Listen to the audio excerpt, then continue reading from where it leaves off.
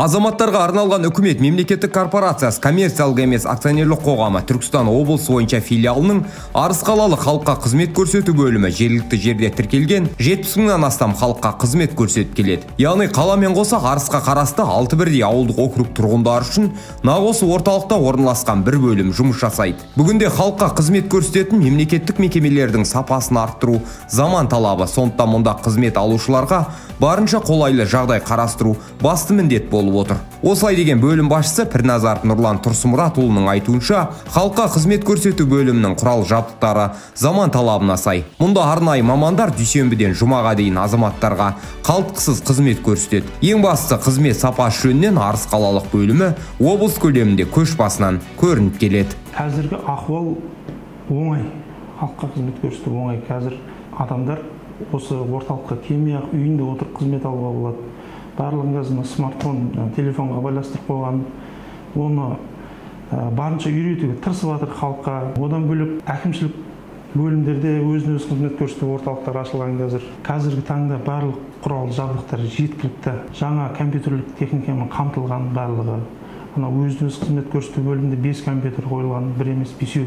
Очередьке тұрудың қажеті жоқ, келген халық отырып істей беруге ыңғайлы. Мүмкіндігі шектеулі азаматтарға негізінде 1414 қызмет номері бар. Круглосуточно звондаса болады. Бұл жерде егерде бірінші, екінші топтағы мүгедек болатын болса, өтінішті 1414 қабылдайды, сосын бізге хабарласады.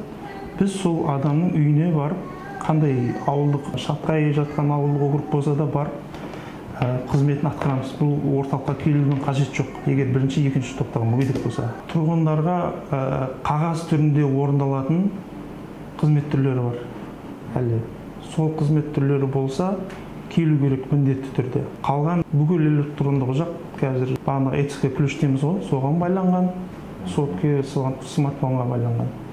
Олар бойынша келудің қажеті жоқ. Күніне шамамен қанша халыққа қызмет көрсетіп жатсыздар? Күніне 1500-2000 адам. Оның 250-300 түрі кәдімгі өзіміздің Истсон деген база бар, бағдарлама. Сол арқылы бумаждық айналым жүйесімен өтеді. Қалғандары өзін-өз қызмет көрсету секторынан 800 бен 1000 адамға қызмет көрсетеміз. Қазір әрбір адамға қызмет алған кезде SMS келеді. Осы орталыққа не деген баға бересіз деген сияқты. Күту уақытысына бар, ол температурный режимі бар, бүкіл саласына оператор сізге қалай қызмет көрсетеді деп сан-санмен тұрады. Сол SMS-ге жауап береді. Сол жерде көрініп тұрады бөлімнің қызметі. Жалпы шағымы, оны біздің орталық бақылап отырады. Орталықтың ар жақта Астана бақылап отырады дегенде.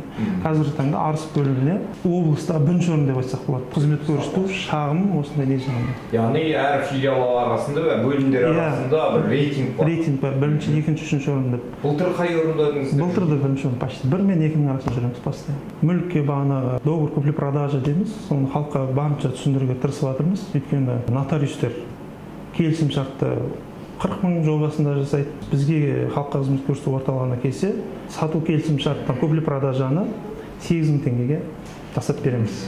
Тіркеп, сол жөнінде көптеген түсіндіру жұмыстары жүріп жатыр қазір.